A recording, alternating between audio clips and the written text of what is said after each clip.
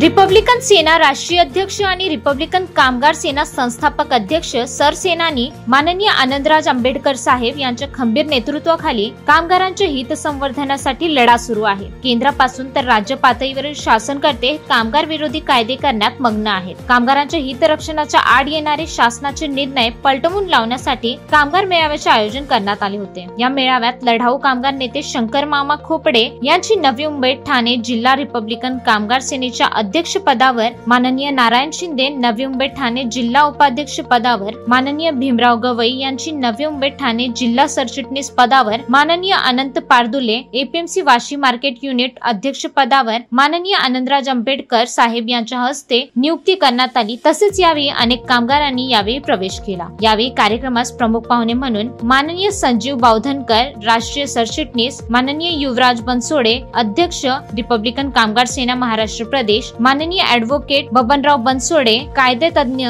तसेच सर्व पदाधिकारी व कामगार यावेळी मोठ्या संख्येने उपस्थित होते। ब्युरो रिपोर्ट, आजची उद्योगनगरी।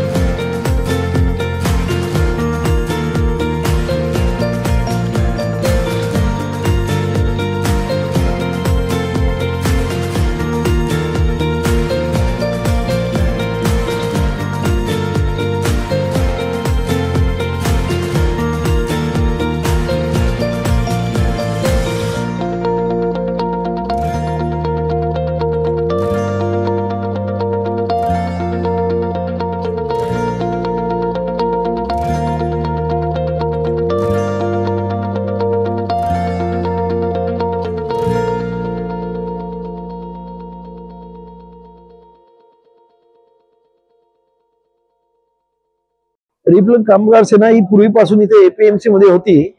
मध्यंतरीच्या काळामध्ये थोडस तिला शांत म्हणजे गळती लागली होती, परंतु आता या इथे शंकर मामा कोपटे हे आम्ही या इकडचे म्हणजे ठाणे वाशी यांचे अध्यक्ष जिल्हा अध्यक्ष बनवलेले आहेत आणि त्यांच्या नेतृत्वाखाली एपीएमसी मार्केटमधल्या सर्व कामगारांचे प्रश्न हाती घेऊन खऱ्या अर्थाने कामगारांना न्याय इथे मिळाला जाईल। त्याचबरोबर आमचे हे आहेत, गवई आहेत, आमचे अण्णा आहेत, आडे आहेत, ही सर्व मंडळी आज केपेबल मंडळी या रिपब्लिकन कामगार सेनेमध्ये आलेली आहेत आणि त्यामुळे मला पूर्ण खात्री आहे की येणाऱ्या काळामध्ये ह्या कामगारांचे प्रश्न अर्थात जे काही कायदेशीर असतील ते सर्व प्रश्न सुटतील याबद्दल मी खात्री देतो। ते कॉन्ट्रॅक्ट बेस्ड कामगारांचं आमचं म्हणणं आहे की कॉन्ट्रॅक्ट बेस्ड कामगार आज या देशामध्ये जी पॉलिसी निर्माण केलेली आहे लेबर पॉलिसी, त्याच्यामुळे सर्वत्र म्हणजे इथेच नाही तर वाशीच्या महानगरपालिकेत असेल, मुंबईच्या महानगरपालिकेत सर्वत्र आज कामगारांना कॉन्ट्रॅक्ट बेसिसवर ठेवायचं आणि त्यांच्या युनियन वाढूच द्यायच्या नाहीत आणि कामगारांना संघटित होऊ द्यायचं नाही आणि त्यांना पिळवणूक करायची अशा पद्धतीचे धोरण या देशाने अंगीकारलेलं आहे आणि त्याचा खरं म्हणजे सर्वांनी निषेध करायला पाहिजे। पण दुर्दैवानं देश पातळीवर याच्यावर आंदोलन व्हायला पाहिजे, ते होत नाही। परंतु जेवढं आम्हाला शक्य आहे की या इथे सुद्धा काम हे जे काही बरेचसे कामगार आहेत ते कॉन्ट्रॅक्ट बेसिसवर आहेत, त्यांना न्याय देण्याचा पूर्ण प्रयत्न रिपब्लिकन कामगार सेनेतर्फे आम्ही करण्यात येईल। नाही, असंघटित कामगार तर म्हणजे संघटित कामगारांपेक्षा असंघटित कामगारांमध्ये अत्यंत असुरक्षितता आहे। त्यांना कसल्याही प्रकारची सिक्युरिटी नाही, त्यांचं आयुष्य म्हणजे हातावरती चालतं, काम मिळालं का म्हणजे पोटाला मिळतं नाही तर नाही, खरं म्हणजे सरकारने या सर्व कामगारांसाठी एक वेगळ्या पद्धतीचा एक बोर्ड बनवून असंघटित कामगारांना सुद्धा न्याय दिला पाहिजे अशी आमची मागणी आहे. आणि त्यासाठी संपूर्ण मुंबईमध्ये आणि ठाण्यामध्ये आणि वाशीमध्ये अशा सर्व या असंघटित कामगारांना एकत्र करण्याचा आम्ही प्रयत्न करत आहोत.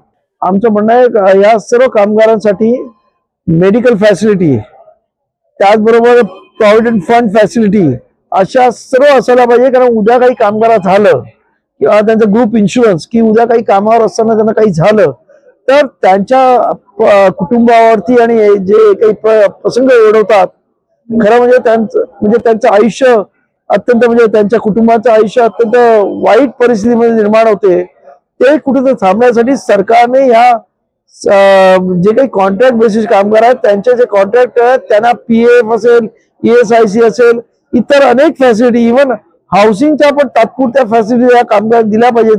जवळ असणाऱ्या त्या तिथे जवळ तिथे राहू शकतील आणि कामगार खऱ्या अर्थाने कामामध्ये पूर्णपणे कॉन्सन्ट्रेट काम करू शकतील अशा पद्धतीची व्यवस्था या देशामध्ये झाली पाहिजे. आणि खास करून APMC मार्केट सारखी जी काही सधन अशा संस्था आहेत त्याच्यामध्ये झाली पाहिजे. त्याचबरोबर आज इथं APMC मार्केटमध्ये सुद्धा एक दुसरा प्रश्न आहे की APMC मार्केटला हलवण्याच्या पण गोष्टी चालू आहेत. ते कामगार संघटित झाले तर या इथून या सरकारचा जो काही बेत आहे की इकडून APMC मार्केट हलवायचं, ते कामगार सुद्धा या आंदोलनामध्ये खऱ्या अर्थानं भाग घेतील आणि या APMC मार्केटला सुद्धा सुरक्षा देतील असं आमचं म्हणणं आहे. नाही, हे आल्यामुळे कामगारांचे नाही आहेत पण कामगारांपेक्षा जास्त त्या जे काही एज्युकेटेड लोक आहेत त्यांच्या नोकऱ्या जाणार आहेत. आज कॉम्प्युटरचे जे काही हे चाललं म्हणजे कॉम्प्युटरमध्ये जी काही मंडळी आहेत त्यांच्या अनेक जणांच्या नोकऱ्या जाणार आहेत. बऱ्याच काही गोष्टी होणार आहेत. यामुळे त्याच्या पलीकडे जाऊन मी सांगतो की त्याच्या पलीकडे जग आता एवढं फास्ट झालेलं आहे की आपण पाहिलं आताचं युद्ध ते कसं झालं. पाकिस्तानने तिथून मिसाईल पाडले, आम्ही इथून मिसाईल पाठवले, अशी युद्ध म्हणजे समोरासमोर सैनिक येत नाही ही परिस्थिती आहे. आणि पर्टिक्युलर माणसाला कुठं मारायचं ते सर्व त्या गायडेड मिसाईल्स आणि याच्यावर ठरवलं जातं. याच्या पुढे जगामध्ये एवढं पुढे जातील की माणूस सुद्धा हळूहळू अमरत्वाकडे जाईल. आज आपण पाहिलं की पूर्वी प्रचंड मोठ्या प्रमाणामध्ये जगामध्ये वेगवेगळ्या प्रकारचं हे म्हणजे मलेरियाची साथ, डेंग्यूची साथ आणि लाखो लोक मरायची. आता असं होत नाही. आता बरेच औषधं आलीत. हळूहळू जगामध्ये वेगवेगळ्या प्रकारची टेक्नॉलॉजी येईल, माणूस सुद्धा अमर होईल अशी परिस्थिती निर्माण झालेली आहे. अजून 50 वर्षांमध्ये जग एवढं बदललेलं असेल की माणसाला जे काय पाहिजे रिप्लेस फक्त मेंदू ठेवतील आणि बाकी सर्व रिप्लेस करतील, एवढं जग बदललेलं आहे. त्यामुळे अजून 50-100 वर्षांनी माणूसच अमर होईल ही भीती आहे. आणि त्यामुळे देवापेक्षा माणूस श्रेष्ठ होईल काय अशी परिस्थिती निर्माण होईल. तर म्हणजे मराठी ते आले त्याबद्दल आनंद आहे. परंतु आज मराठी माणूस मुंबईतून हद्दपार झाला. 25 वर्ष सत्ता असताना याच्या खरं म्हणजे सर्वांनी विचार करायला पाहिजे. आज मुंबईमध्ये मराठी माणूस नावाला नाही. मी मध्यंतरी एक हे दिलंय की आज मुंबईमध्ये अशा अनेक नवीन बिल्डिंगी आहेत त्याच्यामध्ये मराठी माणसाला घेत नाही का, तो नॉनव्हेज खातो म्हणून ते घेत नाहीत, त्यांना फ्लॅट देत नाहीत. ही वस्तुस्थिती आहे. आज आमचा माणूस या इथे नवी मुंबईच्या पुढे कामोठे, पनवेल, तिकडे विरार, वसई, पालघर अशा ठिकाणी मराठी माणूस पोचलाय. तिकडे म्हणजे महाराष्ट्र दुर्दैव आहे की या इथं खरी लिडरशिप आली नाही. खरं ज्यांना मराठी माणसाबद्दल खरं म्हणजे आता ही मंडळी जी बोलतात मराठी म्हणजे ही मुंबई महाराष्ट्राला मिळावी म्हणून जे काय बाबासाहेबांनी केलं, बाबासाहेबांनी लिखाण केलं आणि भारत सरकारला सांगितलं की ही मुंबई का महाराष्ट्राला मिळावी की मुंबईला पाणी महाराष्ट्रातून जातं, मुंबईला वीज महाराष्ट्र पुरवतो, मुंबई कोणाची, महाराष्ट्राची. असं करून बाबासाहेबांनी महाराष्ट्राला मुंबई मिळवून दिली. पण दुर्दैवानं बाबासाहेब आज कोणी नाव घेत नाही. इकडे म्हणजे दुर्दैव आहे. त्यामुळे मुंबईमध्ये मराठी माणूस टिकला पाहिजे. यासाठी नव्यानं एक काहीतरी वेगळं करायला पाहिजे. नुसतं मराठी बोलून चालणार नाही. आणि उद्या गुजराती आणि हिंदी मराठी बोलायला लागले तर ते काय मराठी माणसं होतील का, हा माझा प्रश्न आहे. त्यामुळे खरा मराठी माणूस तिथं टिकला पाहिजे ह्याचा प्रयत्न झाला पाहिजे. आदरणीय आनंदराज आंबेडकर यांच्या आशीर्वादाने जी माझी आज नियुक्ती झालेली आहे, दिलेल्या संधीचं मी नक्कीच सोनं करून आपल्या कामगार जे माझे सहकारी आहेत त्यांना त्यांच्या हक्काचं आणि अडीअडचणीचं सगळं मी जे काय असेल अडचणी त्यांनी माझ्या ताकदीने सोडवण्याचा प्रयत्न करीन. मगाशी सांगितल्याप्रमाणे साहेबांनी जे सांगितलंय त्यांच्या आदेशाच्या नुसार आम्ही सर्व काम एकत्रित करू आणि कामगारांना जेवढ्या सुविधा आणि जेवढं काही करता येईल तेवढं आम्ही नक्कीच प्रयत्न करू.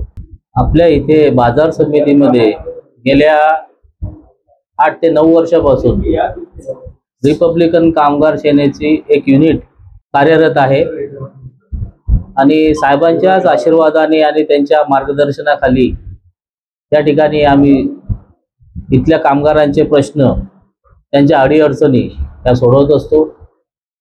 आणि मी या युनिटच्या म्हणजे स्थापनेपासून या युनियनचा इथे या कामगार संघटनेचा मी सदस्य आहे आणि संघटक पद ते युनिट अध्यक्षपासून आता साहेबांनी मला नवी मुंबई आणि ठाणे जिल्ह्यात या ठिकाणी सरचिटणीस या पदावर शंकर खोपडे साहेब आहेत आमचे, त्यांच्या जोडीने हे मोठी जबाबदारी दिलेली आहे. आमच्या दोघांवरही जबाबदारी दिलेली आहे आणि या जबाबदारीची म्हणजे आम्हाला जे काय करता येईल याची आम्हाला पूर्णपणे जाणीव आहे. साहेबांनी सांगितल्याप्रमाणे त्यांच्या मार्गदर्शनाखाली नुसतं एपीएमसी, कारण एपीएमसी हे आमचा मूळ पाया आहे.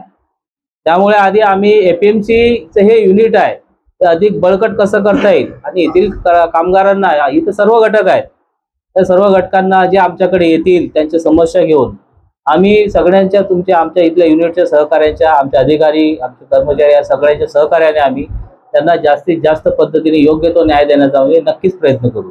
आणि या उपरही आम्ही आमची नवी मुंबईचं हे बाजार समितीचं युनिटचं आम्ही बांधणी केल्यानंतर चांगल्या पद्धतीने इतर ठिकाणीही आम्ही नवी मुंबई आणि ठाणे जिल्ह्यामध्ये साहेबांच्याच मार्गदर्शनाखाली आमची मोठी टीम आहे, त्या टीमच्या सहकार्याने आम्ही इतर ठिकाणीही आम्ही नक्कीच जास्तीत जास्त युनिट तिथे कसे निर्माण करता येतील त्या दृष्टीने आमचं प्रयत्न नक्कीच राहील. आजची उद्योगनगरी न्यूजला सबस्क्राईब, बेल आयकॉनला प्रेस करा, लाईक, कमेंट आणि शेअर करा.